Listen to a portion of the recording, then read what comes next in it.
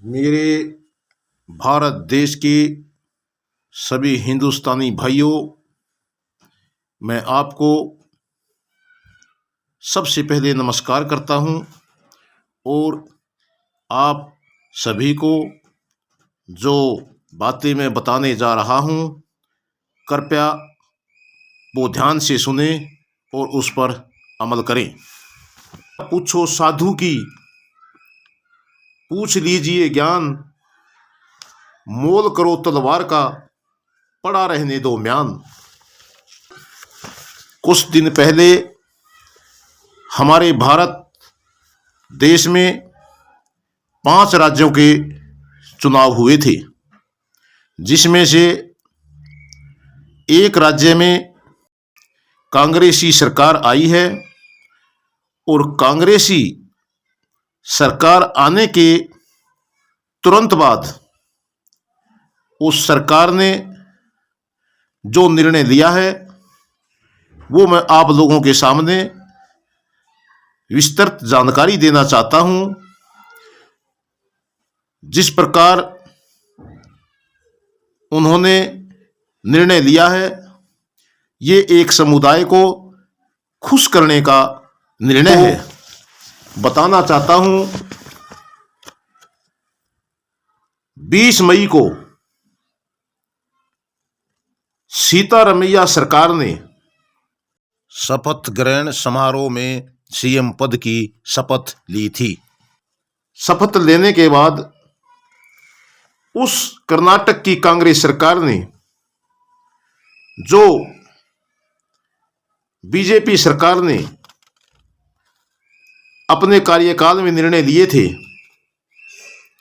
उन्होंने उन कानूनों को पलटने का निर्णय लिया है।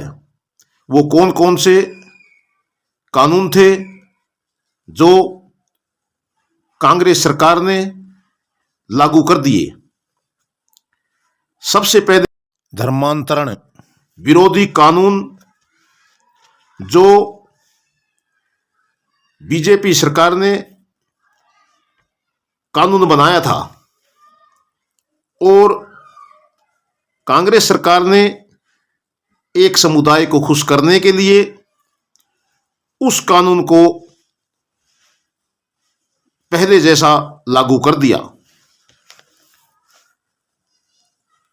कांग्रेस सरकार ने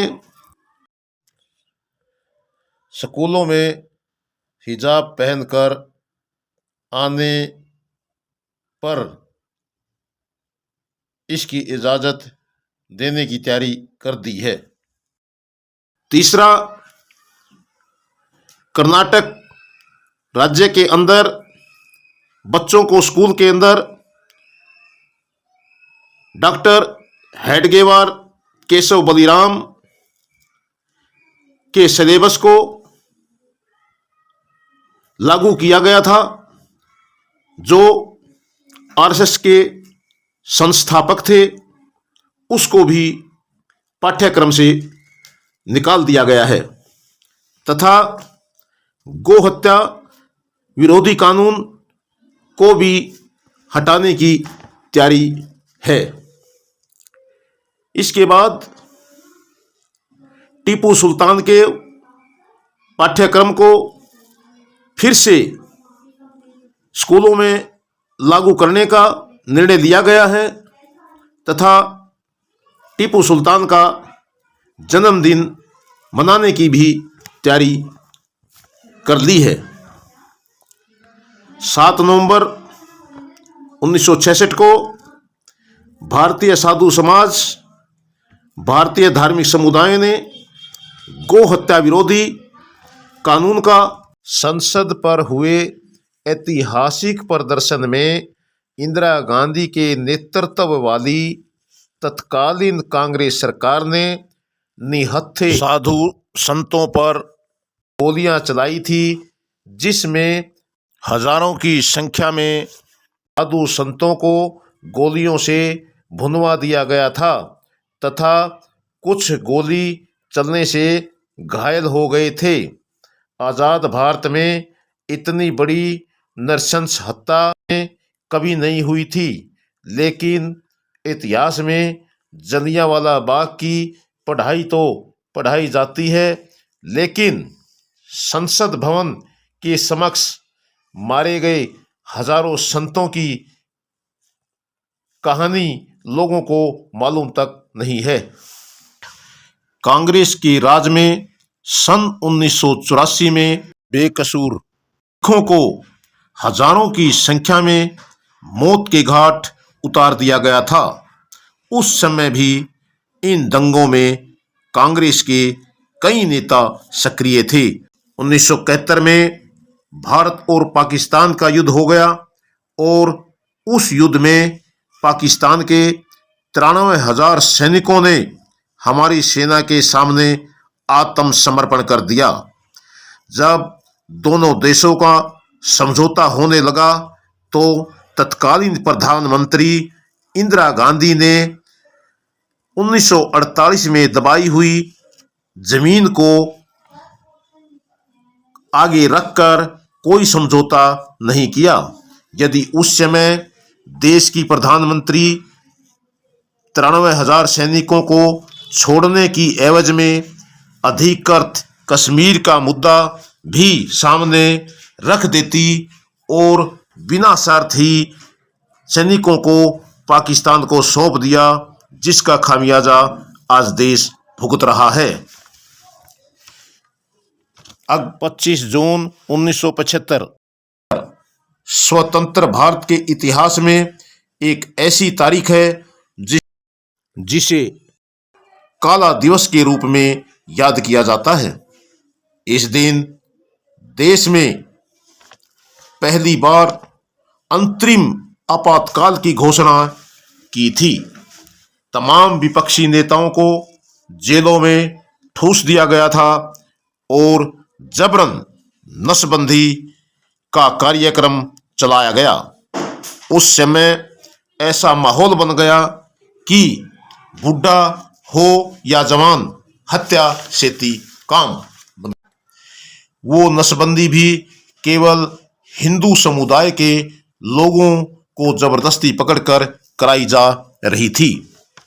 कांग्रेस के राज में अपने चेतों को उन पदों पर बिठाया जाता था जहां पर सत्ता की मलाई बांटी जाती थी, जिसमें सरकारी तंत्र में नागरिकों को कोई भी काम कराने के लिए घूस देनी पड़ती थी। आजादी के बाद से कांग्रेसी संस्कृति ने धीरे धीरे पूरी शासन व्यवस्था को ही अपनी गिरफ्त में ले लिया था। इसका ज्वलंत उदाहरण 2004 से 2014 के बीच देश में देखने को मिला है। कांग्रेस का पूरा इतिहास है, वह जनता के लिए वादों को पूरा नहीं कर सकती। 1971 में इंदिरा गांधी ने गरीबी हटाओ का वादा किया था, लेकिन पूरा नहीं कर सकी। उसके बाद उसके बेटे राजीव गांधी ने 1985 में वादा किया कि वह देश से गरीबी हटा देंगे, लेकिन वो भी नहीं हटा सके। कांग्रेस सिर्फ वादा ही वादा करती है, लेकिन उसको पूरा नहीं करती। और उसके बाद बारी आई उसकी पत्नी की, जो 10 सालों तक गरीबी दूर करने का वादा करती रही। जनता ने 2 बार उसको मौका दिया, लेकिन वादा पूरा न कर सकी। केवल कागजों में गरीबी हटाई है, धरातल पर कुछ भी नहीं था। केवल मोदी जी ने व उनके सहयोगी नेताओं ने गरीबी हटाई है। जो बची खुची गरीबी है वो 2024 के बाद हटा देंगे। बीजेपी राज में सबका साथ सबका विकास होगा। आप सभी से मेरी विनती है, आने वाले चुनाव में मोदी जी के हाथ मजबूत करें, तभी आपके हाथ मजबूत होंगे।